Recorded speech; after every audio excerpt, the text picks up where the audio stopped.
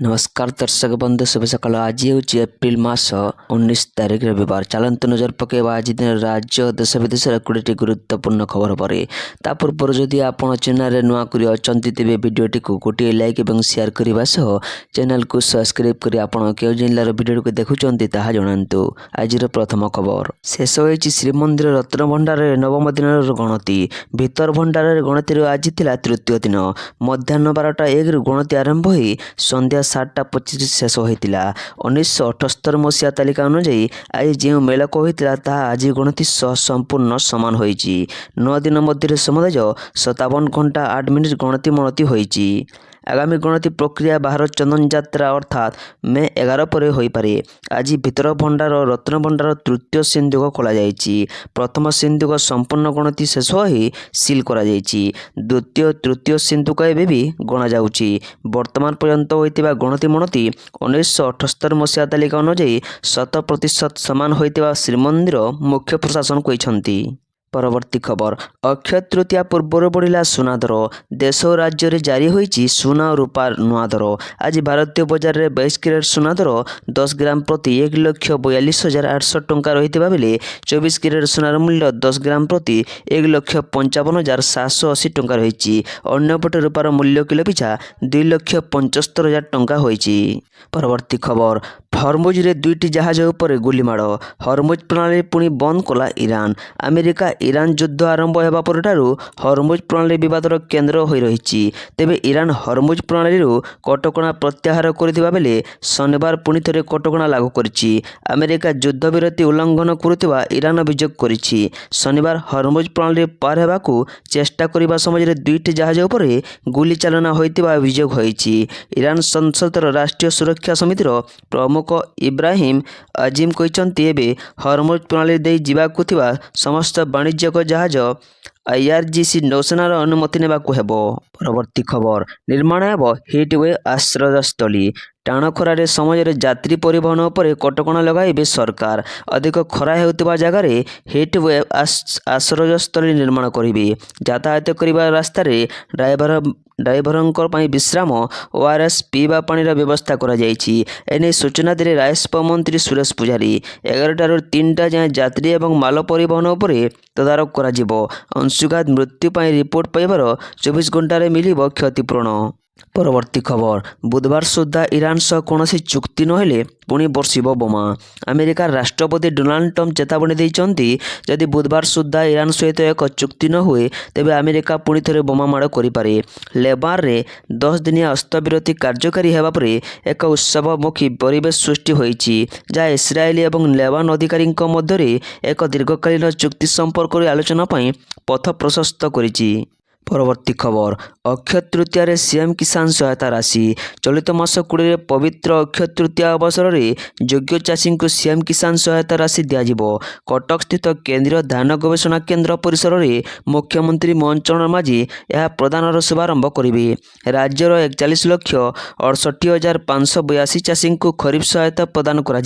सूचना मुताबक यह योजना अक्षय तृतीया और नुआखाई समय चाषी को 2टी किस्ती सहायता मिलुवा बेले अक्षय तृतीया खरीफ ऋतु पर टंका डीबीटी माध्यम सीधा सड़क बैंक खाता को आसुची। परवर्ती खबर पुरी चंदन यात्रा नरेंद्र पुष्करिणी रे फुटिबुनी बाण। चलित वर्ष पुरी चंदन यात्रा नरेंद्र पुष्करिणी रे फुटिबुनी बाण।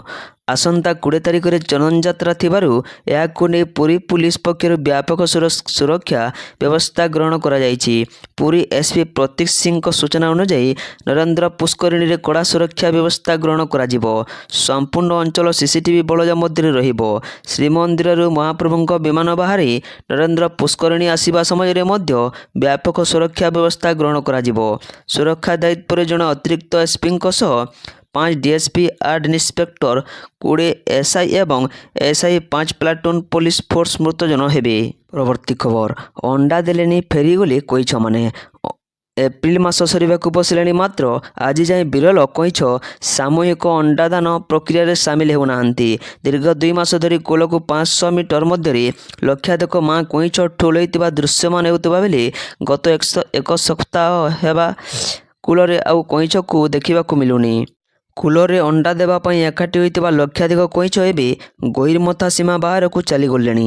ପରବର୍ତ୍ତୀ ଖବର, ହରମୁଜ ସଂକଟ ମଧ୍ୟରେ ଟ୍ରମ୍ପଙ୍କ ବଡ଼ ନିଷ୍ପତ୍ତି। ରୁଷଠାରୁ ତୈଳ କ୍ରୟ କରିବ ଭାରତ। ଭାରତକୁ ରୁଷୀୟ ତେଲ ଉପରେ ଏକ ଭଲ ଖବର ମିଳିଛି। ପଶ୍ଚିମ ଏସିଆ ବିବାଦ ଏବଂ ଇନ୍ଧନ ସଂକଟ ମଧ୍ୟରେ ଆମେରିକା ଏକ ବଡ଼ ୟୁ-ଟର୍ଣ୍ଣ ନେଇଛି। ଆମେରିକା ରୁଷଠାରୁ ଭାରତର ତୈଳ କ୍ରୟ ଛାଡ଼କୁ ବୃଦ୍ଧି କରିଛି। ଟ୍ରେଜେରୀ ସଚିବ ସ୍କଟ୍ ବେସେଣ୍ଟ ଆମେରିକା ଛାଡ଼କୁ ବୃଦ୍ଧି କରିବ ନାହିଁ ବୋଲି କହିବାର ମାତ୍ର 2 ଦିନ ପରେ ଟ୍ରମ୍ପ ପ୍ରଶାସନର ଏହି ନିଷ୍ପତ୍ତି ସାମ୍ନାକୁ ଆସିଛି। ପରବର୍ତ୍ତୀ ଖବର, ଆଉ 4 ଦିନରେ ଉପକୂଳରେ ଭୀଷଣ ଗରମ ଓ ଗୁଳଗୁଳି ଆଶଙ୍କା। ତାତି ଆହୁରି ବଢ଼ିବ। ତାତି 45 ଡିଗ୍ରୀ ସେଲସିୟସ୍ ଛୁଇଁବ। ପଶ୍ଚିମ ଓଡ଼ିଶାରେ ଆକାଶରୁ ଖସୁଛି ଅଗ୍ନିପିଣ୍ଡୁଳା। ଟିଟିଲାଗଡ଼ ପାଲଟିଲାଣି ତତଲାଗଡ଼।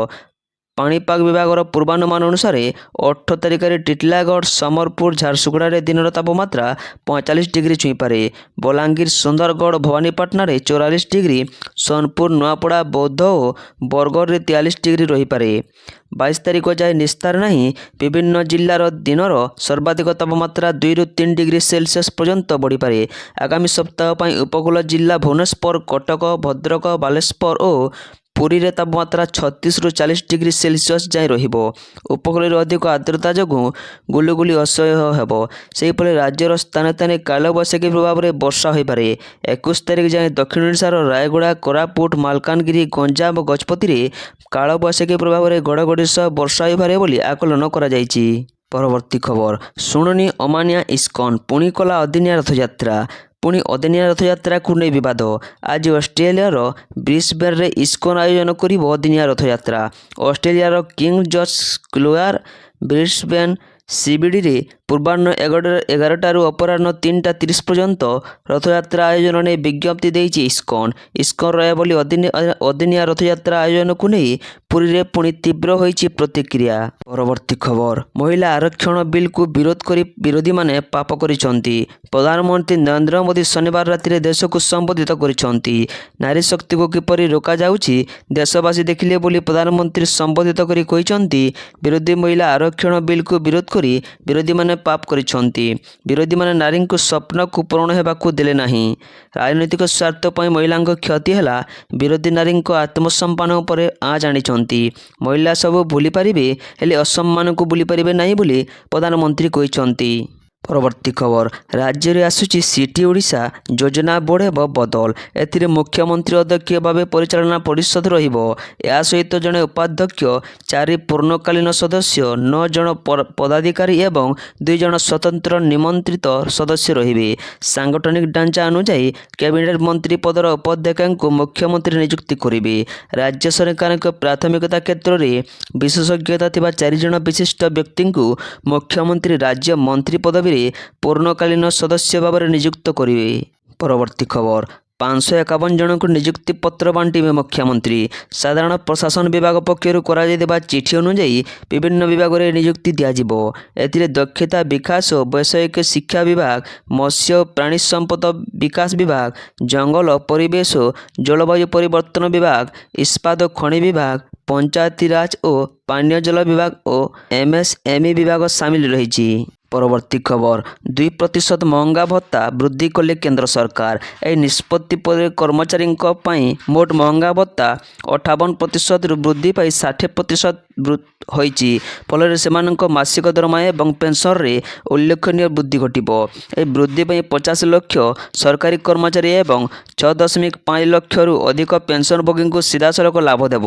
ବର୍ଦ୍ଧିତ ମୁଦ୍ରାସ୍ଫୀତି ମଧ୍ୟରେ ଆୟ ବୃଦ୍ଧି ପାଇଁ ଦାବି କରୁଥିବା କର୍ମଚାରୀମାନଙ୍କୁ ଏହି ପଦକ୍ଷେପ ଯଥେଷ୍ଟ ଆଶ୍ୱସ୍ତି ଦେଇଛି। ପରବର୍ତ୍ତୀ ଖବର, ସାକ୍ଷୀଗୋପାଳ ବରାଳ ବାଲୁଙ୍କେଶ୍ୱର ମନ୍ଦିରକୁ ବୋମାରେ ଉଡ଼ାଇବାକୁ ଧମକ। ଅଭିଯୁକ୍ତ ବ୍ୟକ୍ତି 59 ଲକ୍ଷ ଟଙ୍କା ନ ଦେଲେ ସୋମବାର ଦିନ ସମ୍ପୂର୍ଣ୍ଣ ମନ୍ଦିରକୁ ବୋମା ପକାଇ ଉଡ଼ାଇ ଦେବାକୁ ଧମକ ଦେଇଛନ୍ତି। ଏନେଇ ମନ୍ଦିର କାର୍ଯ୍ୟନିର୍ବାହୀ ଅଧିକାରୀ ଲକ୍ଷ୍ମୀଧର ପଣ୍ଡା ସାକ୍ଷୀଗୋପାଳ ଥାନାରେ ଲିଖିତ ଅଭିଯୋଗ କରିଛନ୍ତି। ସୂଚନା ଅନୁସାରେ ଏହି ନମ୍ବରରୁ ପୂର୍ବରୁ ପୁରୀ ମନ୍ଦିରକୁ ଉଡ଼ାଇ ଦେବା ସହ ପୁରୀର ରାଜନେତାଙ୍କୁ ମଧ୍ୟ ଧମକ ମିଳିସାରିଛି। ପରବର୍ତ୍ତୀ ଖବର, ସିଂହଦ୍ୱାର ବ୍ୟାରିକେଡ୍ ଭିତରେ ଫସିଗଲା କୁନି ଝିଅର ମୁଣ୍ଡ। ପୁରୀ ବଡ଼ଦାଣ୍ଡରେ ଅଘଟଣ, ଖେଳୁ ଖେଳୁ ବ୍ୟାରିକେଡ୍ରେ ଫସିଗଲା କୁନି ଝିଅ ମୁଣ୍ଡ। ସିଂହଦ୍ୱାର ନିକଟରେ ଥିବା ବ୍ୟାରିକେଡ୍ କୁନି ଝିଅଟି ଫସି ଯାଇଥିଲା। ପୋଲିସ ଓ ଉପସ୍ଥିତ ଭକ୍ତଙ୍କ ସହାୟତାରେ ଝିଅକୁ ସୁରକ୍ଷିତ ଭାବେ ଉଦ୍ଧାର କରାଯାଇଛି। ଝିଅଟି ଖେଳୁଥିବା ସମୟରେ ବ୍ୟାରିକେଡ୍ ଭିତରକୁ ଚାଲି ଯାଇଥିଲା। ଝିଅର ମା ପୋଲିସକୁ ଡାକିଥିଲେ। ପରବର୍ତ୍ତୀ ଖବର, 2027 ସୁଦ୍ଧା କାର୍ଯ୍ୟକାରୀ ହେବ ତାଳଚେର ଫର୍ଟିଲାଇଜର୍ସ ଲିମିଟେଡ୍। 2027 ସୁଦ୍ଧା କାର୍ଯ୍ୟକାରୀ ହେବ ତାଳଚେର ଫର୍ଟିଲାଇଜର୍ସ ଲିମିଟେଡ୍ ବା TFL ପ୍ରକଳ୍ପ। କାର୍ଯ୍ୟକାରିତାରେ ଆବଶ୍ୟକତା ହେଉଥିବା 2020 କେଭି ଲାଇନ୍ ବିଦ୍ୟୁତ୍ ସଂଯୋଗୀକରଣ କାର୍ଯ୍ୟ ଆଗାମୀ ଡିସେମ୍ବର ସୁଦ୍ଧା ସରିବ। ଏଥିପାଇଁ OPTCL ତରଫରୁ ସୂଚନା ମିଳିଛି। ସେହିଭଳି 33 କେଭି ଲାଇନ୍ ଯିବା ପାଇଁ ରେଲୱେ ସାଇଡିଂ କାର୍ଯ୍ୟ କରାଯିବା ନେଇ ନିଆଯାଇଛି ପଦକ୍ଷେପ। ପରବର୍ତ୍ତୀ ଖବର, 19ରୁ 24 ପ୍ରବଳ ଗ୍ରୀଷ୍ମ ଲହରୀ, ସ୍କୁଲ ଛୁଟି ଘୋଷଣା।